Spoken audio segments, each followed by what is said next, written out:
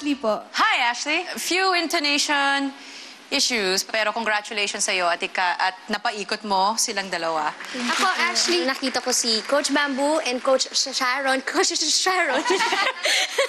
Na pumindot, nag-turn for you. Sabi ko, happy na ako kasi alam ko na kahit sino sa kanila ang piliin mo, magiging okay ang journey mo dito sa The Voice team. So, congratulations. Thank you po. Congratulations. All right, now we get to watch. Let the battle begin. Indeed. All right, Ashley.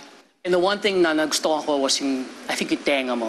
How connected you are to the notes, yung intonation mo, tama yung mga nota mo. I just think sa mabibigay mo sa team ko, magandang kulay, magandang, just a different vibe sa Camp Kawayan. Ibang vibe. Ibang vibe. I promise you. All right? That yun, I will push you and then we'll see how far we can take the boss. Itutulak ko. Ikaw, hanggang kung gaano kalayo. Kung gaano kalayo mo gusto tumakbo. From this show, because we are crazy. All right, this show. Okay. No. If you just please come to Camp Kawayan, I think we have something we can work on. Sa loob ng 11 taon na nag-Sharon Cuneta show ako, yun yung musical variety show ko eh. Nag-aaral ako ng 2 buong kanta at 3 medley every week for 11 years. So, parang lahat ng genre ng kanta, na-train ako. Umabot na ako sa rap. I just want to hear your rap now. Oh, wow! Ayun na! Gasbong! Meron ako. Ayun na! Oh God! Oh God!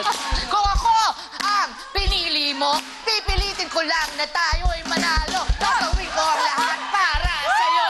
Basta piliin mo ay ako. Ashley! Oh my God. Who's it gonna be, Ashley? Sinong pipiliin mo, Ashley? Sinong pipiliin mo, Ashley? Ang pipiliin ko pong coach, actually dalawa po kayo. Gusto ko talaga kayong dalawa eh. Pero yung feeling ko po mas madami akong matututunan sa'yo. Ang pipiliin ko pong coach ay si Coach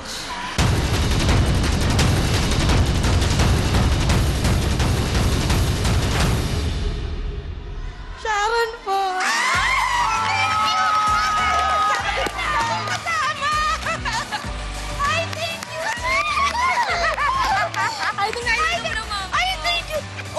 Sure, Mommy, thank you. Mami, lapit ka na. Mommy, alin kayo? Sharon, yan po si Mami. Kayo dito.